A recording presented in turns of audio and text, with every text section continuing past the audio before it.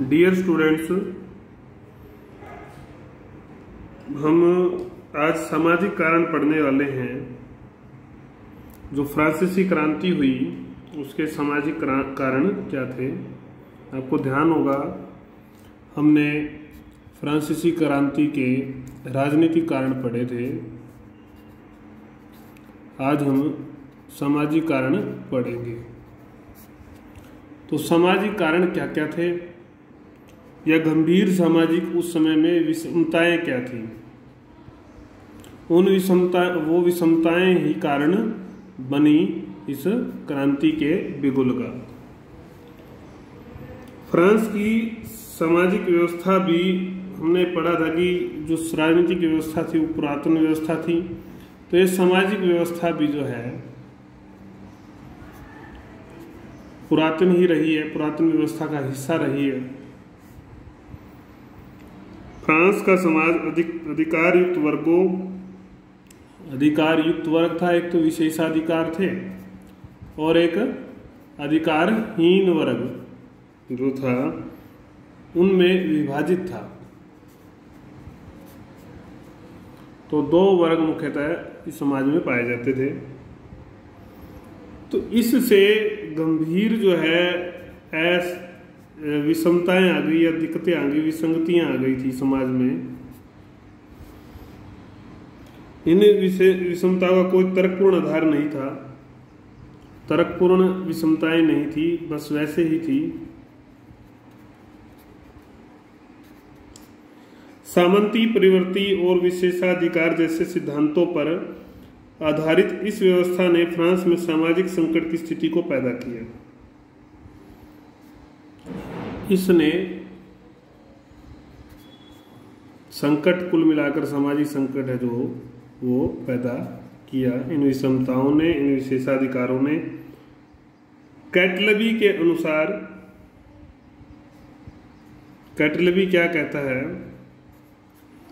कि इन विषमताओं का या सामाजिक व्यवस्था का आधार कोई कानून नहीं बल्कि क्या थी, रियायतें, विशेषाधिकार और छूट थी। वस्तुतः फ्रांस की क्रांति का एक महत्वपूर्ण कारण फ्रांस की सामाजिक व्यवस्था ही थी। क्रांति के विषय में ठीक ही कहा गया है। क्या कहा गया है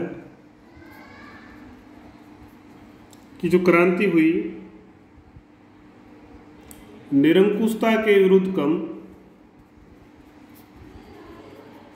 जो निरंकुशता थी उसके विरुद्ध कम हुई, बल्कि असमानता के विरुद्ध या असमानता के कारण ज्यादा जन्मी थी।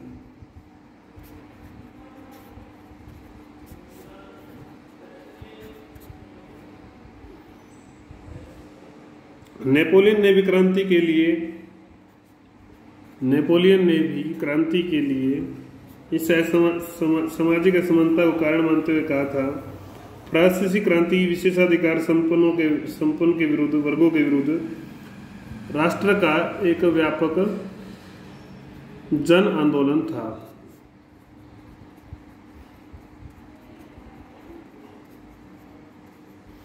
फ्रांसीसी समाज 3 वर्गों में बटा हुआ था मुख्यतः, पादरी, सामंत और साधारण जनता। तो ये 3 मुख्य वर्ग थे। पहले 2 वर्ग जो थे इनके पास अधिकार थे, ये अधिकार संपन्न थे और ये अधिकार विहीन थे। और ये जो 2 वर्ग थे, पहले जो 2 वर्ग थे, ये काफी अत्याचार समाज के ऊपर करते थे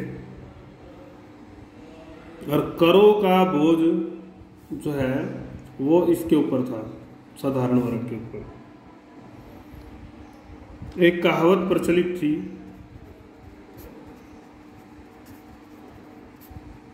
कुलीन युद्ध करते हैं, पादरी प्रार्थना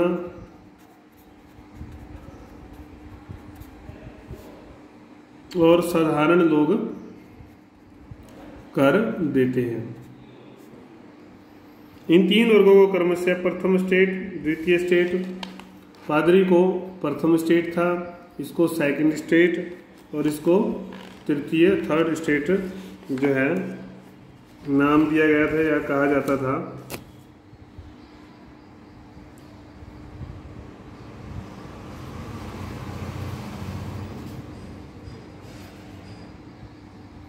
तो इस विषमता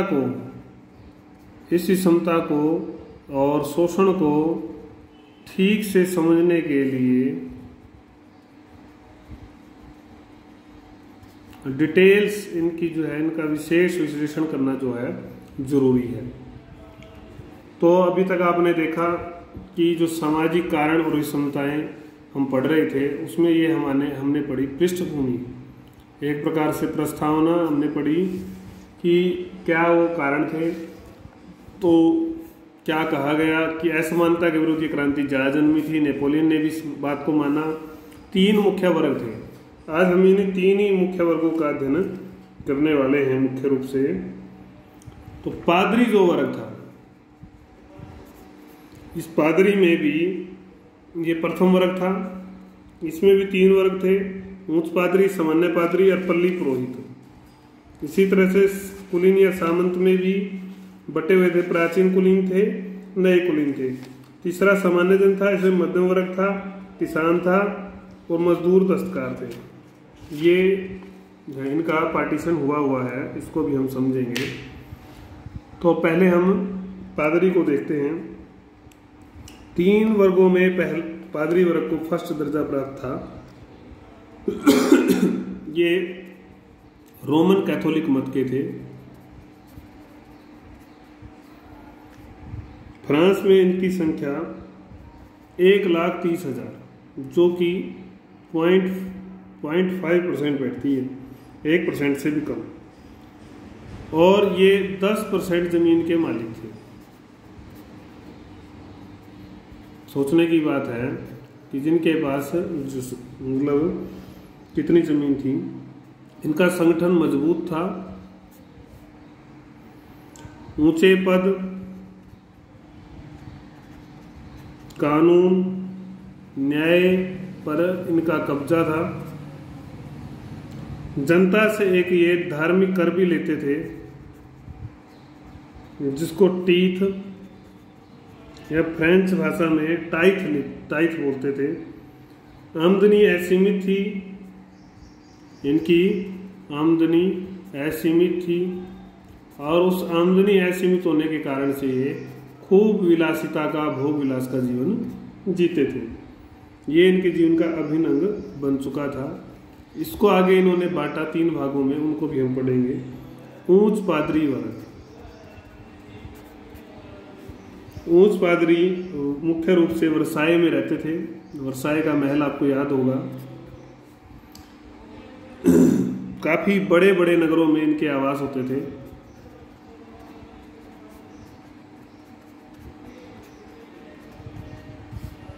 इनकी जो संख्या थी वो 10,000 थी, बड़े नगरों में रहने वालों की। चर्च की अधिकतर संपत्ति टीथ पर इनका ही कब्जा था, इनका कब्जा ज्यादा था। चर्च का अपना प्रशासन, इनका अपना प्रशासन और न्यायालय था।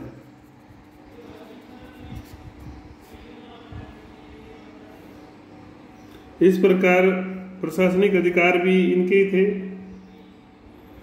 तो ये स्कूल, अस्पताल या अस्पताल इसको बोलते हैं, इनका भी संचालन करती थी चर्च।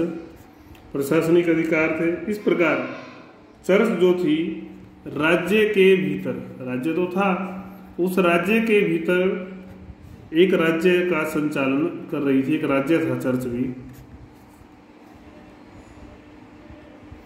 पादरी किसी भी प्रकार का कर नहीं देते थे, कर नहीं देते किसी भी प्रकार का।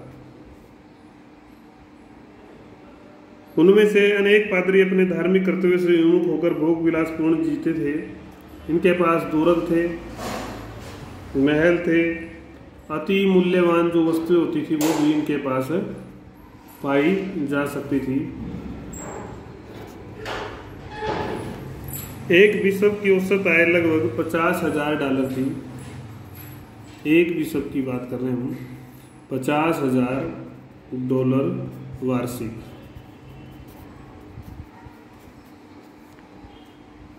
अनेक बिशप व्यवसाय के महल में ही रहते थे। यहाँ यह भी उल्लेखनीय है कि उच्च पादरी स्वयं ईश्वरपूर्ण जीवन जिताते थे, जबकि लोगों को सत्यवादी, त्यागी, चरित्रवान जीवन का उपदेश देते थे कि ये ऐसा जीवन आपको जीना चाहिए। अनेक उच्च पादरियों के नैतिक पतन और अनुशासन की कमी के कारण तीसरे वर्ग के लोग इनके खिलाफ आदर्शों की कमी के कारण से कह देंगे हम, इन आदर्शों की कमी के कारण तृतीय वर्ग के लोग इनसे घृणा करते थे, इनकी आलोचना करते थे। चर्च के स्वरूप का दार्शनिकों ने भी मजाक उड़ाया है।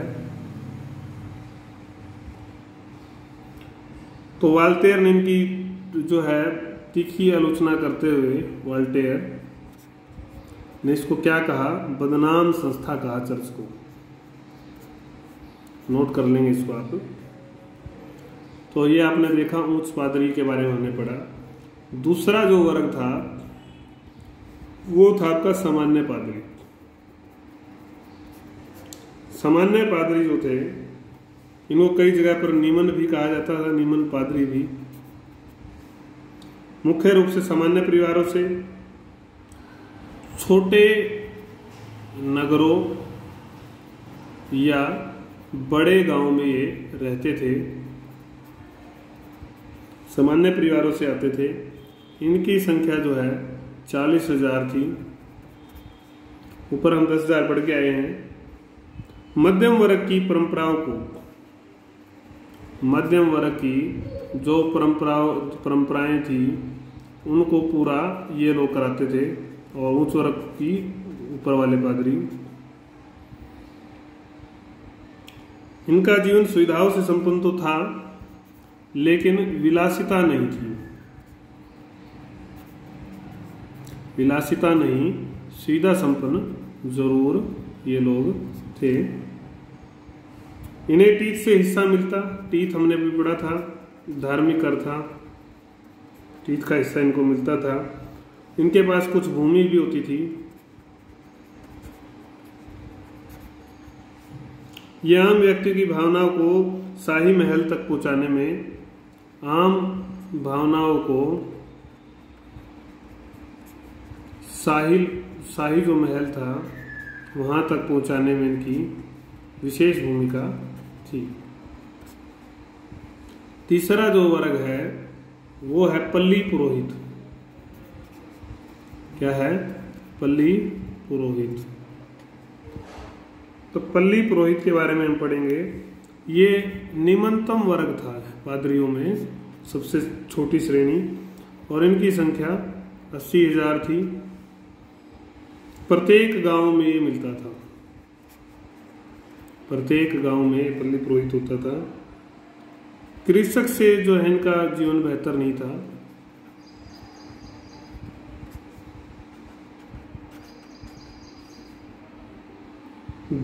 जितनी भी गांव की धार्मिक गतिविधियां होती थी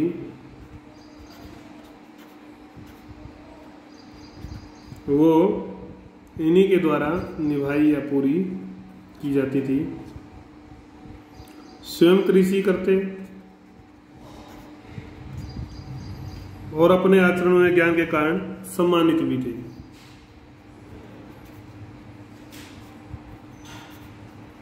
गांव में इनकी इज्जत थी। क्रांति के समय यह वर्ग जन सामान्य के साथ था। क्रांति के समय ये जन सामान्य के साथ थे।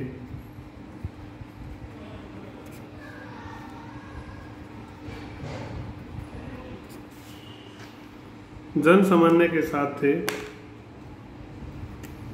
देखो हमने सामान्य वर्ग पढ़ा, अब पल्ली पुरोहित पढ़ रहे हैं हम। तो ये जन सामान्य के साथ मिले हुए थे। ऊंच इसलिए ऊंच, इनसे ऊंच घृणा करते थे, इनसे ऊंच पादरी, लेकिन विरोध करने की स्थिति में नहीं थे।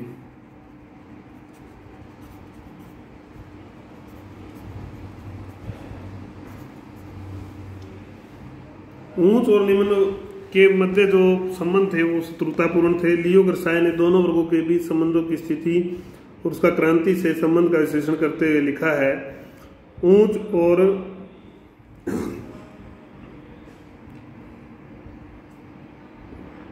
निम्न पादरियों में अभिमान और शत्रुता का संबंध था। निम्न पादरी ऊंच पादरियों द्वारा बेइज्जतीपूर्ण व्यवहार का विरोध करते थे। तो ये हमने पादरियों के बारे में पढ़ा। दूसरा जो बिंदु है वो है आपका कुलीन और सामंत वर्ग के बारे में।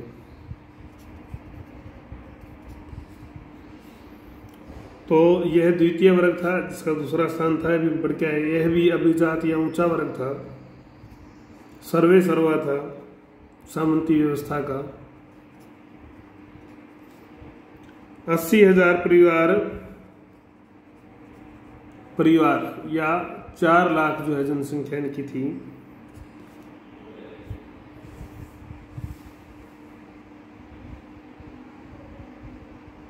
यह वर्ग भी सुख सुविधा संपन्न, सेम लगभग चीजें रहेंगी, इसको भी कर नहीं देना पड़ता था। ये कृषकों से कर और कई प्रकार के कर और बेगार लेते थे। इनके पशु कृषकों खेत में चले जाएं तो पशु निकाले नहीं जा सकते थे दूसरे खेतों से। इनकी आटा की चक्की, रोटी पकाने का तंदूर, चक्की, तंदूर और शराब की जो भट्टी थी,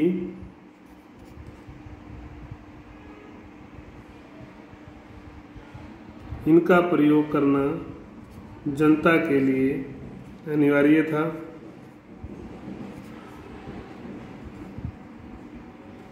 चुंगी पर इनका ही अधिकार होता था।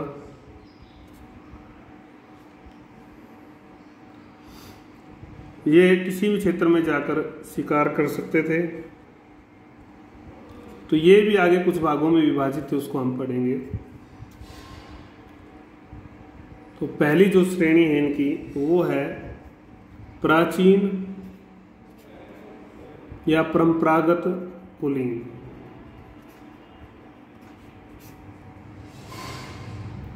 विशेष अधिकार इनके पास थे, शुरू से ही ये प्रयोग कर रहे थे। ये लगभग 20% भूमि के मालिक थे। सैनिक अधिकारी,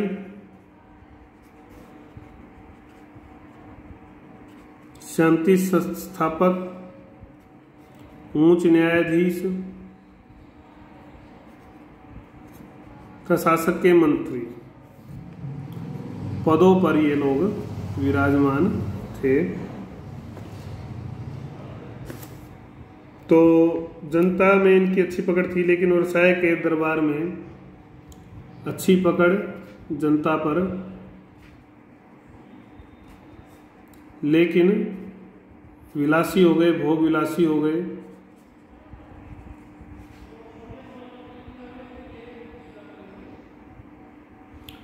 जो दरबार के थे उनको दरबारी कुलीन और अन्य को जो है क्षेत्रीय कुलीन कहा जाता था।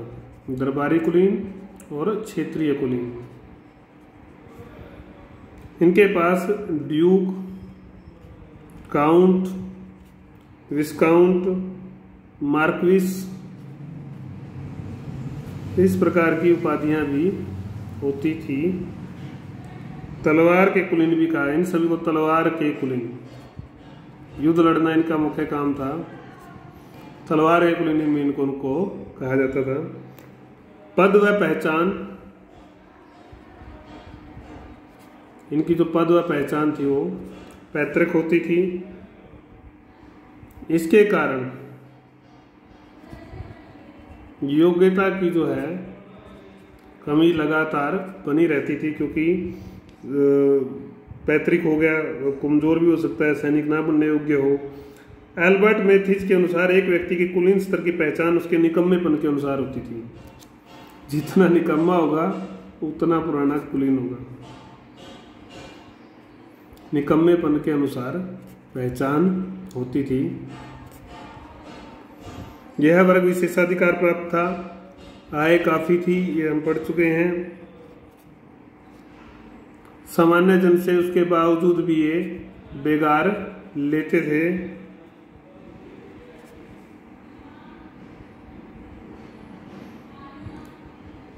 इनके विशेषाधिकार व व्यवसाय में जीवन पर हेजन ने इनके जीवन व विशेषाधिकार पर आप देखेंगे दो मुख्य, एक गर्साए, लियो गर्साए और एक हेजन, ये दो अपने मत प्रकट कर रहे हैं यहाँ पर फ्रांस वालों में। तो इनके नाम आपको याद होने चाहिए कि इन्होंने किसके बारे में क्या कहा। एक दो चीज तो याद होनी चाहिए आपको। तो इसके बारे में हेजन ने कुछ अपने विचार व्यक्त किए। हेजन ने क्या कहा, इनके बहुत शानदार पद इनके छोटे पुत्रों के लिए सुरक्षित थे। पुत्रों के लिए पद इनके जो है सुरक्षित थे, और इनमें से अधिकतर तो राज दरबारों में रहकर शानदार जीवन जीते थे।